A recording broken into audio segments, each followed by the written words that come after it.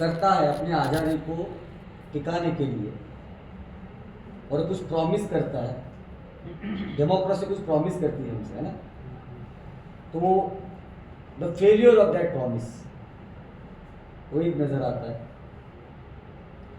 और तीसरा ही नज़र में आता है कि डेमोक्रेसी में डेमोक्रेसी का सबसे बड़ा स्लोगन है कि you can dream, you are free to dream, but there is no justice.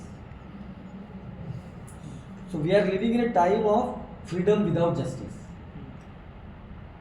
कि भाई मैं एक छोटा बच्चा भी हूँ या मेरी माँ है, मैं छोटा हूँ, तो मेरी माँ ये ड्रीम करने के लिए अभी आज़ाद है कि उसका बच्चा कुछ बड़ा बाबू बनेगा, लेकिन वो मेक श्योर नहीं कर सकते कि बन सकते। तो ये फ्रीडम विदाउट जस्टिस, फ्रीडम तो है आपके पास, जैसे हम इंडियंस जो चाइना को क्रिटिसाइज करना वाले बोलते हैं ना, वहाँ डेमोक्रेसी नहीं है ये, लेकिन वहाँ पे बच्चा ऐसे नहीं करता है। वहाँ पे सरकार बचपन से लेके हायर एजुकेशन तक फ्री एजुकेशन देती है। जैसे public, they have public university, right, वहाँ पे हेल्थ एजुकेशन फ्री है, हाउसिंग फ्री है, यूनिवर्सल जो कॉन्सेप्ट है उस तरीके से है वहाँ पे। इसलिए आपको होमलेसनेस नहीं दिखता है चाइना। तो मैं ये कह रहा हूँ कि वडार होगी, इवन वडार को भी क्रिमिनल ट्राइब करके ये किया है। तो आप नॉमैडिक कम्युनिटी है भारत में अलग अलग जगह पे, तो यदि आप उनका एक, तो भारत जिसे हम आज बोल रहे हैं, तो there was nothing like Bharat, right, there was no India as such, there were different regions, right. तो अलग अलग रीजन में अलग अलग नॉमैडिक कम्युनिटी। तो नॉमैड्स का आपको पता है कि काम क्या है, कि भाई वो बहुत बार एक तरीके से उस समय का स्पीड लेवल भी परफॉर्म करते थे, लेकिन एक जगह पे रहते थे, है ना। जैसे ये पत्थरों को तोड़ के उसको सही डिझाईन देना, तो छन्नी हथोड़े से आणि मग त्याला ते वाटण्यासाठी बिल्कुल में हमारे टाइम हम छोटे थे तो फिर तब भी आते थे वो ये करते,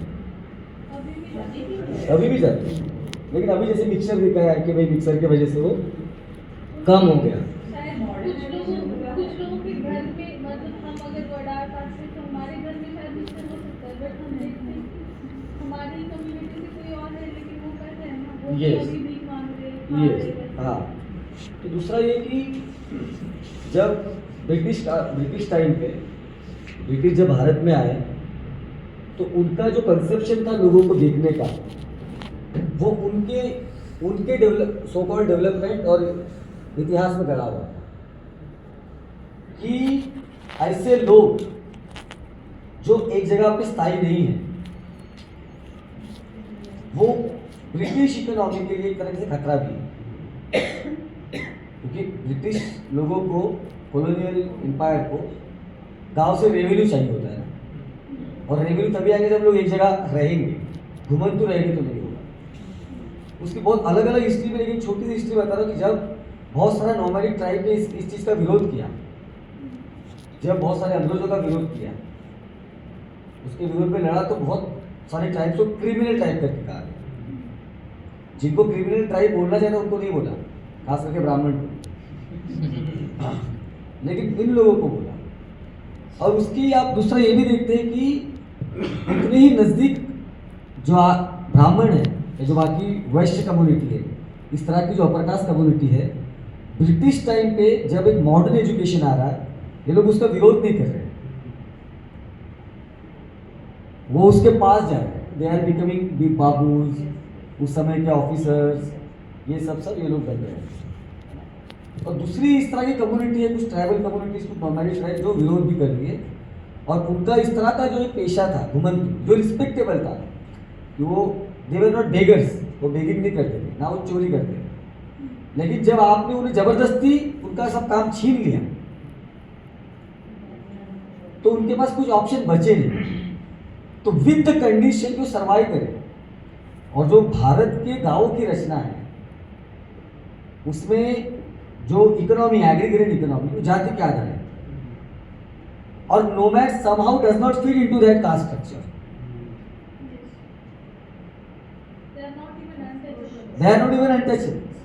तो उनका विलेज में कुछ भी काम नहीं है, उनको लगता है पहले था, लेकिन जब वो स्थायी है तो कुछ काम नहीं है।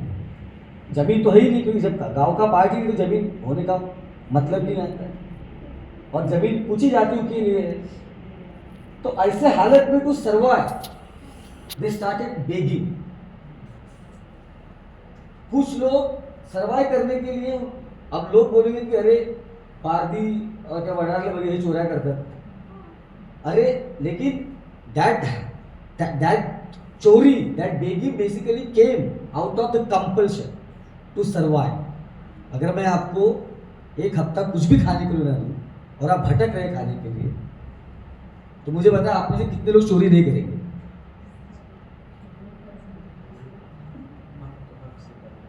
है ना? सो व्हेन वो एक व्यक्ति की बात भी नहीं थी, वो तो सारे समूह की बात थी। तो those practices became the part of community itself. जब वो दिखाते हैं ना कि कैसे चोरी करनी है, सिखाना, that became the part of a so called culture. अब सवाल ये था, तो ये कम्युनिटी के बारे में, और आज भी बहुत ज़्यादा स्थिति बदली नहीं है। आज भी एक आधी आपको अच्छी जगह दिखेगी, लेकिन अमूमन बहुत बड़ा नंबर नहीं दिखता जो अच्छी स्थिति में। अब हमको ये सवाल है कि जब आप खुद को एक डेमोक्रेटिक नेशन कहते हैं, तो डेमोक्रेसी यानी क्या है? डेमोक्रेसी का बेसिक प्रिंसिपल ये है कि किसी भी एक रीजन में, एक नेशन जिसको बोलते हैं जोग्राफिकल एंटिटी, वो एक कॉन्ट्रैक्ट में जाती है सो कॉल्ड स्टेट के साथ। इसमें आपका पार्लियामेंट है, जुडिशरी है, सिविल सोसाइटी, इनके साथ एक कॉन्ट्रैक्ट करती है। कॉन्ट्रैक्ट ये होता है कि जब हम अपनी आज़ादी, अपना फ्रीडम जो भी है वो आपको सबमिट कर रहे हैं, तो उसके रिटर्न में आप हमको कुछ देंगे। अब जैसे अगर ये जंगल है और इस जंगल में 2 ही रोटी है और एक हफ्ते बाद आपको कोई मिलने वाली नहीं है, तो सब दौड़ेंगे ना, एक दूसरे को मारने तक आएंगे वो रोटी। तो ये स्थिति ना पैदा हो, कोई एक दूसरों के प्रॉपर्टी में इन्वेड ना करे, तो एक सोशल कॉन्ट्रैक्ट थ्योरी जो बोलते हैं पॉलिटिकल साइंस में, वो पैदा हुआ।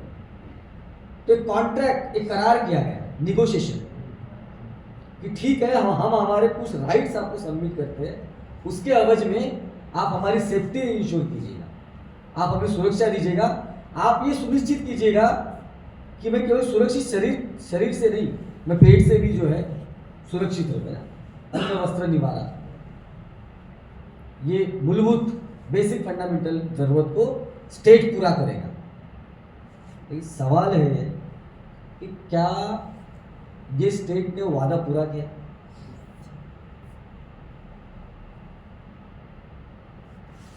क्या जिसको हम लोग एक मॉडर्न नेशन स्टेट कहते हैं, जहाँ पे हम लोग झंडा लेके, तिरंगा लेके हर साल घूमते हैं, हमने ये भी सवाल पूछना चाहिए कि आर वी रियली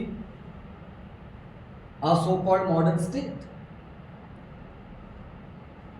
या हम अभी भी एक सोफिस्टिकेटेड बार्बरिज्म में रह रहे हैं, जहां पर जिसके पास रिसोर्सेस है, यानी अंबानी का बच्चा फूल नहीं समा रहा, फुग्गा ही बनते जा रहा है, क्योंकि he has a bad habit of eating, consuming.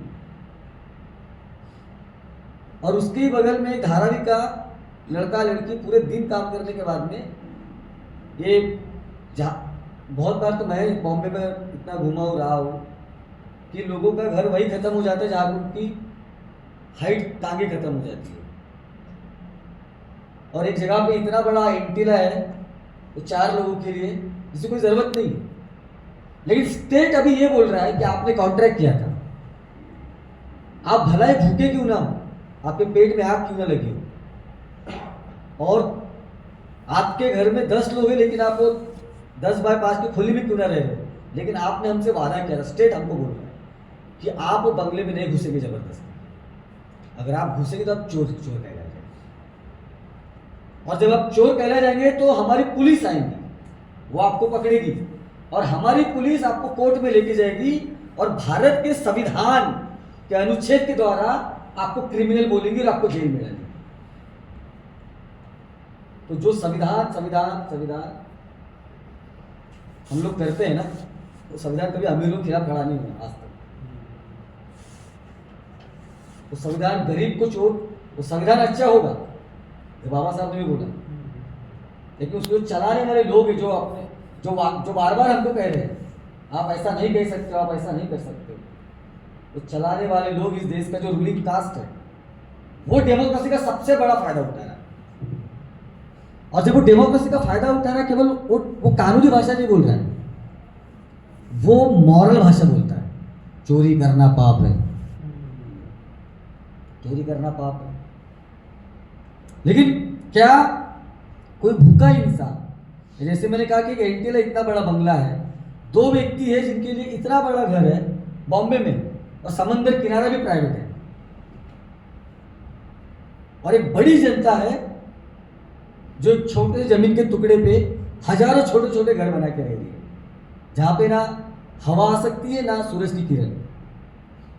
लेकिन क्योंकि डेमोक्रेसी ने कहा है, संविधान को आपने माना है, और 26 जनवरी अभी भी मनाई है, तो आप उठ के वो झोपड़े वाले लोग वो बंगले में नहीं घुस सकते, और नहीं बोल सकते कि तुमने जो शहर तुम्हारा चल रहा है, ये जो तेरा घर साफ है, ये मेरे लेवल से है, ये तेरा बॉम्बे या कोई बड़ा सिटी चल रहा है, ये मेरे लेवल से चल रहा है, और ये मेरा भी हक है। लेकिन मॉरलिटी नहीं, जैसे मैंने बोला रूलिंग क्लास, जैसे ग्रामशी कहते हैं ना, ग्रामशी कहते हैं कि रूलिंग क्लास जो है केवल और केवल गन या चाबुक के नोक पर अपना ये नहीं टिकाता है, हाँ, वो कल्चर भी तैयार करता है, संस्कृति तैयार करती है, गुलामी की संस्कृति तैयार करता है। और ये जो गुलामी की संस्कृति है वो सबसे अच्छी टिकती है डेमोक्रेसी में। कंसेंट क्रिएट करता है आपके लिए, और हम उस कंसेंट को मानते हैं, और हम इतने मॉरल हो जाते हैं, जैसे मैंने अभी कहा कि रोज लोग केवल भूख से मरते हैं, यानी मेड़घाट के नज़दीक है यहाँ से, वहाँ पे महिलाओं में इतनी ताकत नहीं है शरीर में कि अगर उनको बच्चा हो जाए तो बच्चे को वो भरपेट दूध नहीं पिला सकते, क्योंकि उसके शरीर में ताकत ही नहीं है कि वो अपने बच्चे के लिए खाना बना। और ये सबसे ज़्यादा भारत में SC ST नॉर्मली ट्राइब्स में। तो हम सवाल पूछने चाहते हैं कि किस आज़ादी का जश्न हम मनाते हैं हर साल? ये कौन सी डेमोक्रेसी है जिसका हम बार बार बखान करते हैं? So we should now ask the question, and Nagaraj is asking very silent question, but very profoundly, that has the democracy failed in India? Or has the ruling class made democracy fail?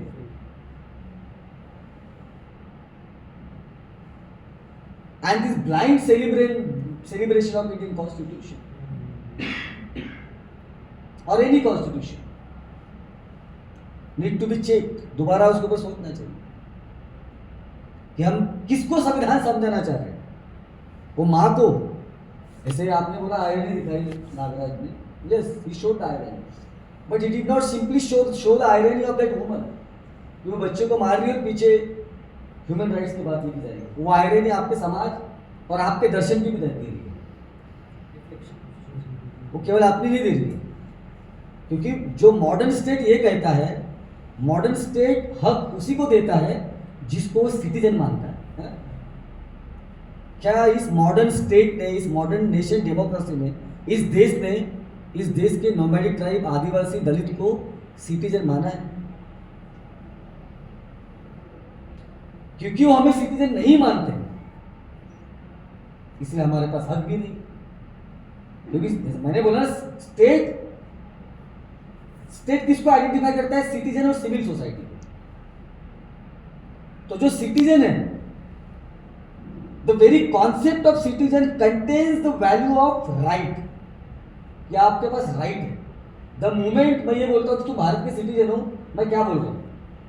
मैं केवल ये नहीं बोल रहा कि तुम यहाँ पे जन्मे हो, नहीं, कोई और भी सिटीजन हो सकता है जो यहाँ पे जन्मा नहीं है, अगर भारत सरकार ने किसी को citizenship they the.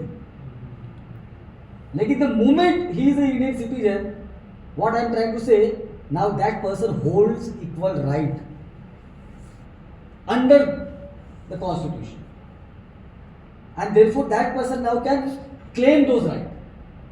Now I want to ask, are Dalits, Adivasis, OBCs are able to claim their rights? Then are they citizens? They are not citizens. बाबा साहब एक शब्द का इस्तेमाल करते हैं अनटचेबल्स के लिए, सरप्लस ह्यूमन बॉडीज, बचे हुए शरीर है वो, जिसमें भगवान की आत्मा नहीं बसती है, उनके हिसाब से जिनके शरीर बने हुए बिकने के लिए, मरने के लिए, आपके खेतों में काम करने के लिए, कुत्ते की तरह, गधों की तरह, आपके हवस को मिटाने के लिए, आपके पुलिस तंत्र को गुंडे चाहिए ना थाने में। अंबानी का बेटा अगर 10 लोगों के ऊपर कार चढ़ा गया तो वो नहीं जाएगा ना जेल में। हाँ, ऐसे लिखवाया जाएगा तो गुंडे कौन है? अगर मैं थानेदार हूं तो मेरे थाने में मुझे चोर चाहिए, मुझे लफंगे चाहिए, मुझे गुंडे चाहिए, ये कौन होंगे? और जब किसी भी इस तरह के समाज के पास जिंदा रहने के मतलब, हर व्यक्ति का एक मतलब होता है जिंदा रहने का। अगर आपको, जैसे मैं बार बार कहता हूँ कि भाई अगर आपको किसी के बारे में नफरत है तो आप तो फिर भी एक होप है जीने, तो नफरत is strong emotion, right? Hatred is very strong emotion, या revenge is very strong emotion. But content, self content, खुद के बारे में बड़ी बुरी बात होती है। वो आपको कंटेंट ये कन्विंस करती है कि कल कुछ भी नहीं है, और जब कल कुछ भी नहीं है या आप कन्विंस होते हो तो आज आप मर जाते हो। It fails to recognise it tomorrow. तो इस सारी परिस्थितियों में जब इस तरह का तमाम समाज, जब उसको पता है कि कोई तंत्र उसके पास नहीं है, कोई ताकत उसके पास नहीं है, कोई लोग उसके पास नहीं है, और उसकी डेस्टिनी ही उसको ये है, तो वो भी जीने की कोशिश करता है, थोड़ा थोड़ा कुछ मतलब ढूंढता है। फिर वो कभी अंधश्रद्धा में मतलब ढूंढने लगता है। जैसे फैंड्री में बताया ना, फैंड्री में जो ये आइडिया है, हाँ, कि जब मैं कन्विंस हूँ कि वो मराठी की लड़की मेरे से प्यार नहीं कर सकती, मेरा अनकॉन्शियस माइंड बोल रहा है ये सच है, और जब मुझे यकीन है कि ऐसा है, तो मैं सीधे तरीके से तो उसको हासिल नहीं कर सकता हूँ, तो फिर मैं एक इमेजिनरी तरीके से उसको हासिल करना चाहता हूँ, और इसलिए काली चिमनी चाहिए मुझे, सिर्फ काली चिमनी मारना है, वो राख लगाएगा तो उसकी बन जाएगी। तो जिंदगी जीने के जब मीनिंग होते तब ये फिर अंधश्रद्धा हो गया, फिर बाबा बुआ हो गया, फिर ऐसी सब बातें, जैसे आपने अगर कभी सायकोलॉजिकल एनालिसिस पढ़ा होगा, स्पिरिच्युअलिटी करे उन विमेन्स का ज्यांच्या अंगात येते म्हणतात, अंगात आला, that is only time that women get attention. तो वो अंगत नहीं आता, that is all that she is convinced unconsciously that now, वो इतना अनकॉन्शियसली ये हो गई है, वो कॉन्शियस भी नहीं है, लेकिन उसको कई हद तक एक बारीक कॉन्शियसनेस है कि जब मैं डिवाइन अपने आप में कुछ लाऊंगी तो मैं पति को भी मार सकती हूँ, लोग मुझे अटेंशन भी देंगे, मैं अपना रिवेंज भी निकाल सकती हूँ। And it became the practice, the unconscious practice.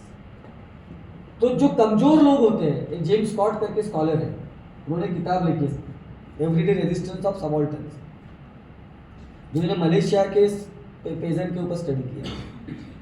तो वो ये कहते हैं कि जब गरीब गुरबा, जब खेत मजदूर, जब किसी जमींदार क्या काम करता है, अगर उसको गुस्सा भी आए, उसका रेजिस्टेंस जो है, वो चाहता है कि प्रसन्ना मेरा मालिक है, मैं इसके खिलाफ लड़ूं, लेकिन मुझे यकीन है इस बात का कि प्रसन्न के पास इतनी ताकत है कि मुझे एकदम में खत्म कर देगा। लेकिन मेरे तो जीने का कुछ मतलब, मेरा भी तो एंगर है ना, मैं तो कुछ करूं, तो मैं ऐसा कुछ करता हूं जो प्रसन्ना को पता भी ना चले। तो मैं इसे खेत में रात में जाके वो भूमि मूंग तोड़ के भाग जाऊंगा थोड़ा सा, या फिर मैं गालियां दूंगा उसको, उसके नाम से गालियां बनाऊंगा, तो वो उसको स्मॉल स्केल रेजिस्टेंस कहता है। क्योंकि सबाल्टर्न दबाव का समाज छोटे छोटे रेजिस्टेंस पैदा करने लगता है, फिर वो अपने डेमी गॉड्स पैदा करने लगता है। लेकिन बड़ा सवाल आज तो ये कल्चर इस तरह से बनता है सबाल्टर्न। लेकिन एक जो बड़ी बात नागराज हमें बताने की कोशिश कर रहा है कि after so many years of so called independence, when Nehru promised when the world sleeps India will awake to life and freedom, who got the freedom? The Brahmin, Baniya and other land owning community in this country. What about the majority of people in this country? Are they free? And if they are free, do they have justice? Justice to live. कि हर किसी को जीने का अधिकार होना चाहिए. And school is the basic primary representation.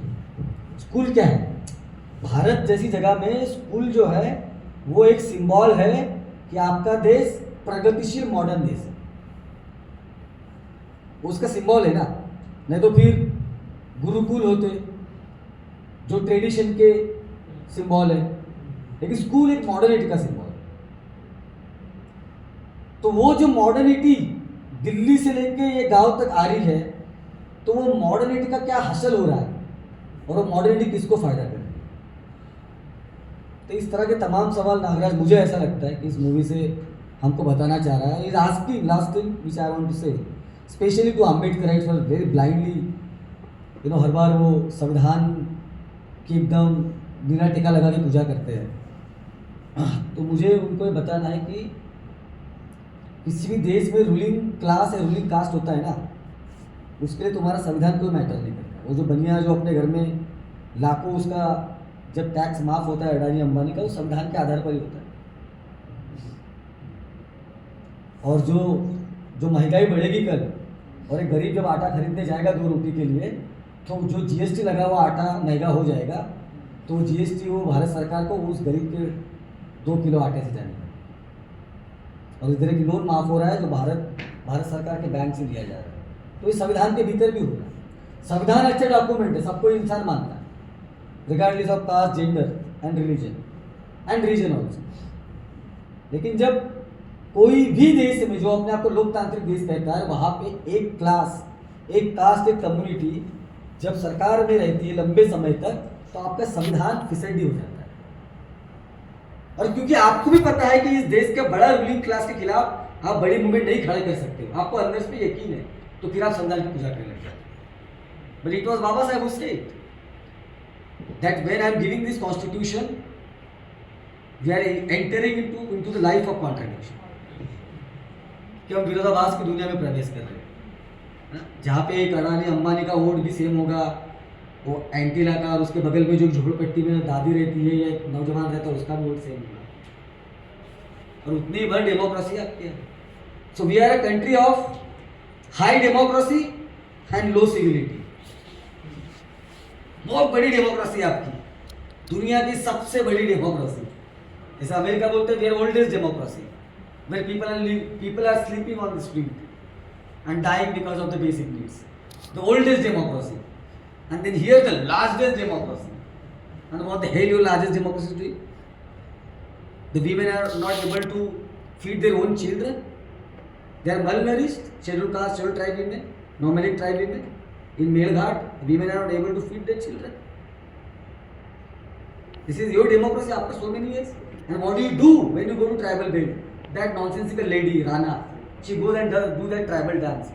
And now your Congress also did the same thing. This Harapur also, sorry for the word, doing the same thing.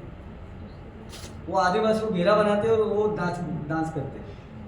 But they don't, because that is easy thing ना, political correctness. अरे आदिवासियों को ऐसा क्यों बोला, उनका dance culture ये करना चाहिए है ना. अरे आदिवासी भी तो इंसान है ना. जब सुबह वो औरत उठती है और बिना चप्पल के वो 10 किलोमीटर चलती है तो थोड़े पानी के लिए, जब उसके पैर में जब पत्थर चुभता है तो उसको भी दर्द होता है कि नहीं होता है? वो भी इंसान है, तो उसका इंफ्रास्ट्रक्चर का क्या?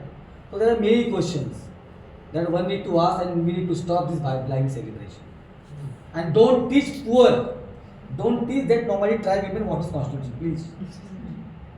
Teach that Baniya what is constitution, how he is Ayman. Teach your government and your political parties, not to these poor, that what is the constitution, because your constitution has failed to civilize this ruling caste. And this movie is very powerful. When I watched it, I cried, but on the other hand, it is very powerful movie which asked, as I said, a very stark question to democracy. So yes. किसी को और कुछ बोलना add करना है इसमें? Society आपका कि वो विमेन इतनी रिप्रेस्ड है, उसके थॉट्स, उसकी एनर्जी, सब कुछ, कि उसको कुछ अलग करना पड़ रहा है उसके बाद सुनाने के लिए. तो ये जो बोलते हैं ना भारत क्या हुआ, आजकल जो नया नाटक निकाला है What is that? Indian knowledge system. There is nothing like Indian knowledge system. If anything exists in the Indian knowledge system, it's a shit. Dry shit. Except Buddhism and Jainism or all that. What they are calling Indian knowledge system, this Vedic, Ved and all that, it's all bullshit. According to them, every discovery has happened. या वो तभी बीमार हो गया था, वो गणपति का plastic surgery तभी कर दी थी. या सगळ्यात मला ना आत्ता माझ्या हार्टबीट अशा खूप जोरात आहेत असं जाणवतंय टू बी ऑनेस्ट. आणि मला मी औपचारिकता नाही करत आहे, पण मला एवढ्या सूक्ष्म ऑब्झर्वेशनबद्दल तुझ्या कदाचित तू जे JNUमध्ये जी मेहनत घेतलीस आणि त्या प्रकारे ह्या गोष्टीला बघतोयस आणि एवढ्या सूक्ष्मतेने आम्हाला सांगतोयस त्याबद्दल तुझं खूप पुण्यनमोदन. आणि जी हतबलता मला पण सतत जाणवते आणि अगदी स्पष्टच सांगायचं तर कधी कधी वाटतं की षंडत्व आलंय की काय आपल्याला. सॉरी मे बी ते थोडंसं हार्श वाटलं असेल, बट तिथे संभाजी भगतांनी हे गाणं जसं आपल्यासाठीच